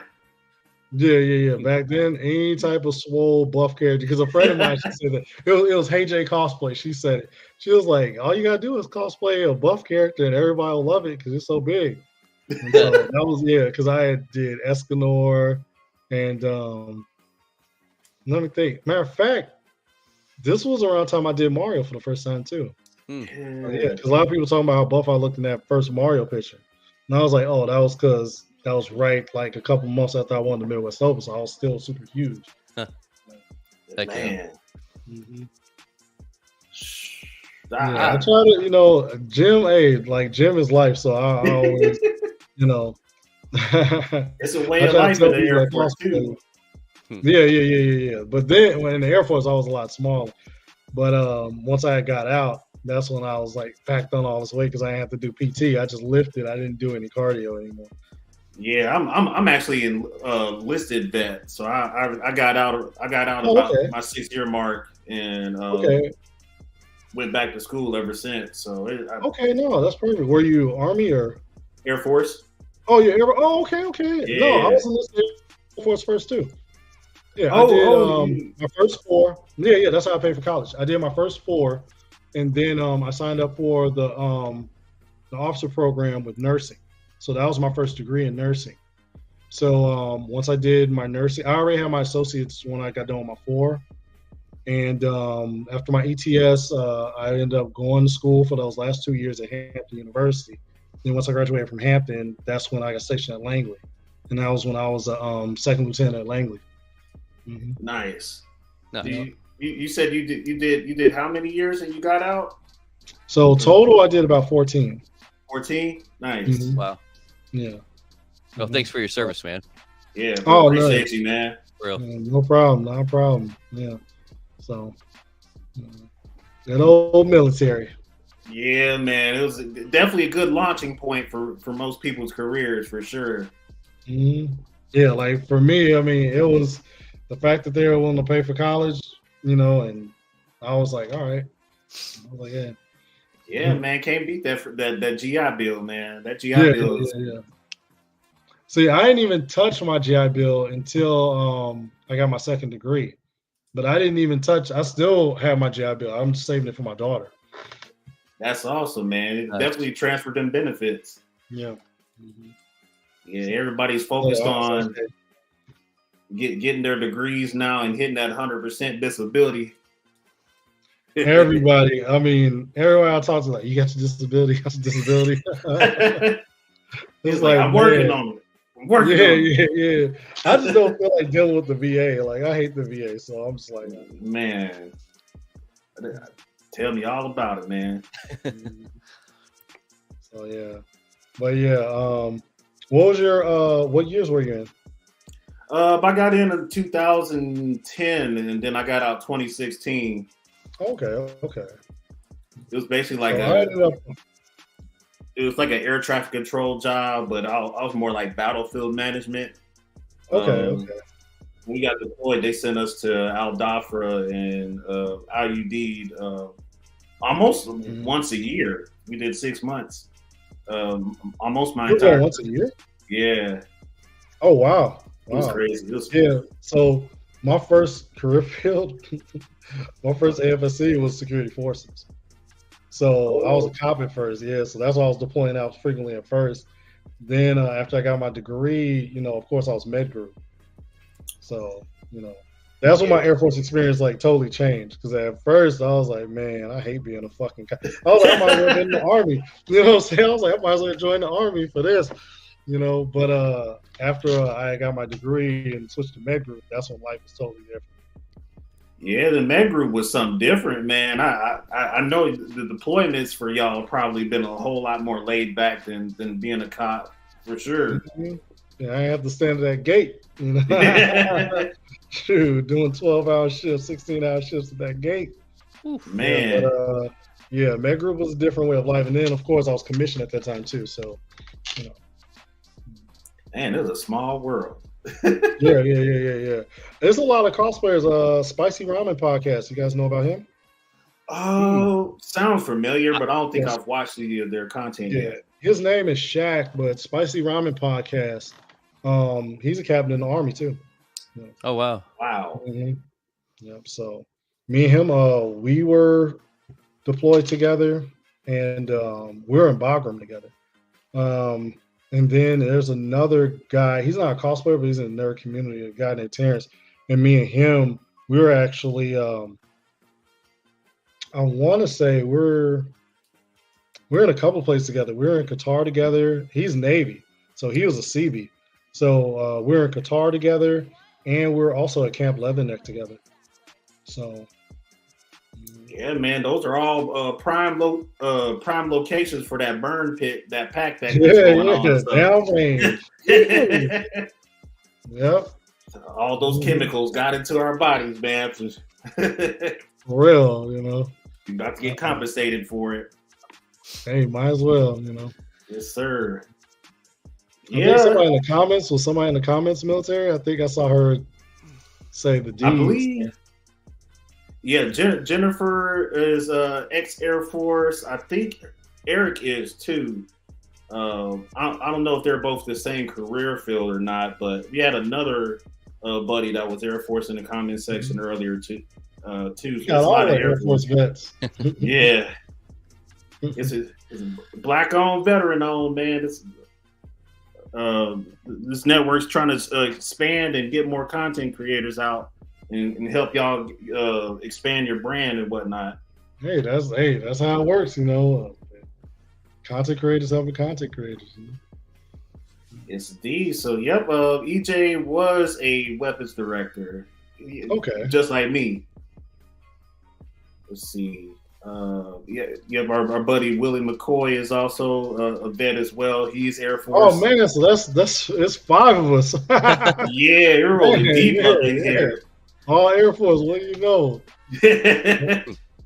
It's like no Army, no Marines. Like, no I was about to Navy say, up I here. would expect the other branches, but man, we're all Air Force. Nice, nice. God, man, Air power. we're taking over the nerd community. Right. And it's funny because every now and then I'll see military members, but I mostly see Army. You know, especially in the cosplay community, I see a lot of Army members or former Army. Yeah, I got a couple family members that was ex-Army, and a couple guys I went to high school with that they're Army now too. But the rest of us just went straight for the plane. I was like the only one. When I went to MEPS, it was like all my boys went the Army way, and it was like me being the only one going the Air Force way. Like, They ain't best of luck to I was on the ASVAB, you know. The Air Force is the nerdiest branch. Yeah. I mean, it's a lot of nerds in the Army. Like, they be having, just like, so in the Air Force, like at Lackland, we got that comic book store. But if you go on the Army base, they be having comic book stores like all their bases. We just had it at Lackland, you know. Yeah, man. San Antonio was a different kind of vibe for sure, especially with my generation. Yeah. San Antonio, yeah, man. It's funny when I go back now, man, because it's just like, man, it's just like a flashback, you know. Yeah. I'll see some of the, you know what I'm saying, I'll see some of the trainees in their dress blues, and I'm like, oh man, I remember those days. I remember when I just got put on my blues for the first time. Yeah. Get yelled at for not having your gig line like put properly, and your belt's off this way, and your shirt is this way, and you don't have all your buttons buttoned up. It's like I swear, used to get grilled for the silliest stuff, man. I used to get in trouble. I was just talking to somebody about that. Somebody had a meme, and it was like, basic training is hilarious, but I always get in trouble for laughing. I was like, man, that was me. Like, I used to stay getting in trouble for laughing at stuff because basic training is so ridiculous. You know, they yell at you for everything. You know, and there'll be people like, especially during PT, doing push-ups. They're like, ugh! And they'll be trying to do push-ups, and I just start laughing. Like, get over here, you know. What you think is funny? Yeah. I used to be cracking up, man. Stay getting in trouble. Yeah, it'll be people that come in with like long hair, and of course they're going to cut it off like before the end of the 8 weeks is over. And the dude reads like a driver's license of the guy I came with. He's like, "What? Who do you used to be, a fucking hippie?" And I was like trying to hold it in, and then he gets in my face and waits for me to fold, and I'm just like, "All right, I'll laugh." It's safe to say we all did push up because of that, but it was worth it. Because my T.I., you know, I had seen him at other bases. Like when I was over in Korea, that was my last duty station when I was enlisted over in the Wolfpack. So my T.I., he got stationed there, and he was like literally telling me, he was like, every time y'all want to laugh at something, he was like, I want to laugh at it too, trust me. And I was like, for real? I was like, man, I can only imagine being a T.I. I'll be cracking up about everything. Yeah, you got to move different for sure. Mm-hmm. So, I haven't seen any of my old TIs again yet, but I'm sure some of them are still in Texas. So he's the only one I saw, and like I said, that was over in Korea when I saw him. You know, man. As far as people from Basic, I saw like maybe 2 people. I thought, you know, you go to Basic, you're like, oh man, we're gonna be friends for life. You know, no.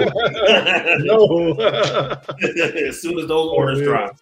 Gone. Right, you know, the only people I ever saw again from Basic were the ones who got stationed at my same base after me. Man, Yeah, so. I got everybody on Facebook. That's about the most I can keep up with them. Like I got people on Facebook that were from like bases I've been to and stuff like that. Some from tech school, but from basic. Yeah, I probably got my old dorm chief is still on there. We had those the element leaders. A couple of those guys are still on there. It's like, man, and like all my Facebook memories just pop up, and they just see me like fresh out of the gas chamber when they took pictures of us, and I'm just like tears running down to my face because I just survived it, and it's like I'm not actually crying, man. This is just like the effects of the gas. You know that, right? Man, I had everything coming out. Not coming out. Water coming out of my eyes. Everything was coming out. God, man, they put us to the ringer. Because they made us go in there and give our reporting statement. So it's like, you have to take the mask off, then you have to give the reporting statement, then you can leave. I do remember that. I went in there and killed it, but then the aftermath is what got me. Everybody try to go in there tough, but look, it don't matter who you are, it's fucking you up. Yeah, you're gonna get some hair on your chest today. You know, that pine oil taste, like, ugh. Yep. That's all the questions I have for you, Blake. You had anything else for him, or no? That wraps up everything I had too. Yeah, it's not a lot going on in the comments section, so we ain't gonna hold you up for too long, man. We appreciate you for stopping by. Yeah, it was a pleasure. Hey, thanks for having me, guys. You know what I'm saying? Appreciate it. You know, it was good talks. You know, good time. We come Texas, we'll holler at you. Hey, man, holler at me, man. You know what I'm saying? We'll do a Loki collab. All right. You do Loki. I'll do what was the boastful Loki? All right, yeah, I'm down. I am 3 different down. Loki variants, yeah. Right, Loki yeah. variants. Yeah. Yep. All right, guys. Yes, sir. Hey, we'll get you back on the show eventually too. So thanks again. Good seeing you. Great vibe for sure. Great vibes, man. Peace. Yes, sir. Peace out. Yep, that's all I had. Blake, you had any announcements coming up, or? No, I sure don't, man. Y'all have another podcast coming up here in about a week or so, don't you?